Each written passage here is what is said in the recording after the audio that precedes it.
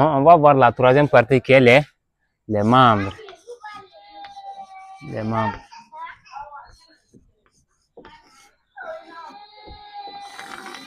Les membres ils sont au nombre de deux. On a les membres supérieurs et les membres inférieurs.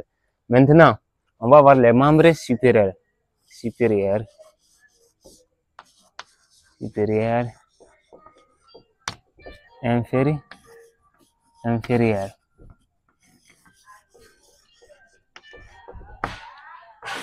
Maintenant, les deux membres sont attachés au tronc par des ceintures. Les membres supérieurs sont attachés au tronc par la ceinture scapulaire.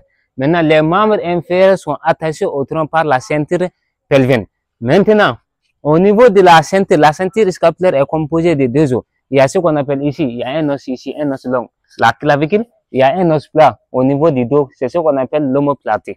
Maintenant, les membres inférieurs aussi sont attachés au niveau de la hanche par la ceinture pelvienne. Maintenant, à ce niveau aussi, on a un os qui est l'os iliaque. Maintenant, les membres supérieurs aussi sont divisés en segments. Par exemple, il y a le bras, l'avant-bras et la main. On va voir l'os du bras, l'os de l'avant-bras et l'os de la main. La main aussi est divisée en régions. Il y a ce qu'on appelle les poings, il y a ce qu'on appelle la paume de la main et il y a ce qu'on appelle les doigts. D'abord, on va voir les bras. Au niveau du bras, les bras, on a un seul os ici. De là à là, c'est ce qu'on appelle les bras. Les bras, il y a un seul os, c'est ce qu'on appelle les huméris. Après le bras, ici, le deuxième segment, c'est ce qu'on appelle l'avant-bras. L'avant-bras.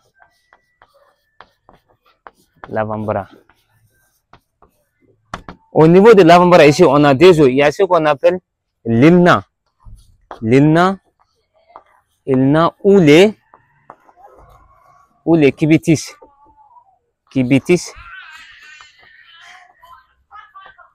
L'ilna ou les cubitus et il y a les radius.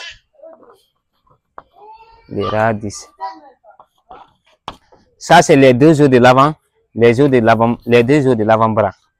Ici, il y a deux os. Il y a ce qu'on appelle l'ilna. L'ilna, c'est ce qu'on appelle aussi les cubitus. Les cubitus, c'est son deuxième nom. Il y a aussi un os encore, c'est ce qu'on appelle les radius. Au niveau du poing, maintenant au niveau de la main, parce que la main est divisée en trois segments.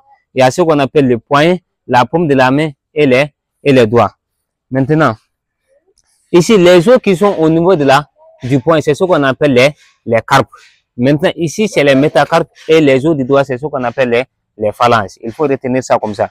Ici, au niveau du poing, les os qui se trouvent au niveau du poing, normalement, il y a 8 os au niveau du poing.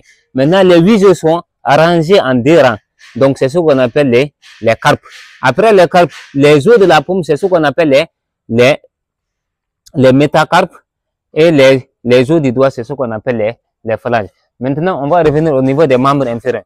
On avait dit que les membres inférieurs sont attachés au niveau de la hanche par la ceinture pelvienne. Au niveau de la ceinture pelvienne, il y a un os. Cet os, c'est ce qu'on appelle l'os iliaque.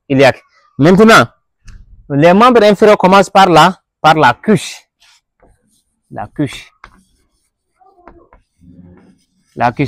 Au niveau de la cuisse, il y a un os long. Cet os long, c'est ce qu'on appelle les fémurs. C'est le plus long des os. Les fémurs. Après les fémurs, on vient au niveau du deuxième segment. Le deuxième segment, c'est la jambe. La jambe. Au niveau de la jambe aussi, on a deux os. La jambe, il y a deux os. Il y a ce qu'on appelle les tibias. Les tibias. Il y a ce qu'on appelle les péronés. Les péronés. Et puis, au niveau du pied, aussi, on a plusieurs. D'abord, il y a la plante du pied. Il y a aussi les orteils. C'est ce qu'on appelle les tarses. Les os du pied, c'est ce qu'on appelle les tarses. Les tarsiens, disons. Les tarsiens. C'est compris?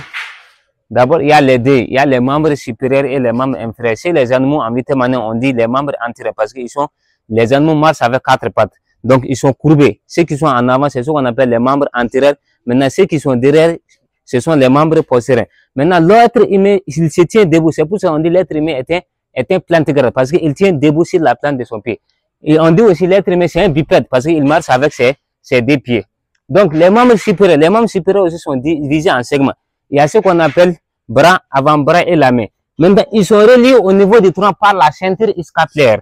La ceinture scapulaire, à ce niveau, on a des os. Il y a un os long qu'on appelle la clavicule. Il y a un os au niveau des deux qu'on appelle l'omoplate. Maintenant, au niveau du bras, on a un seul os ici. L'os qui se trouve au niveau du bras, c'est ce qu'on appelle l'humérus. Maintenant, le deuxième segment, ça, c'est l'avant-bras. L'avant-bras, on a des os.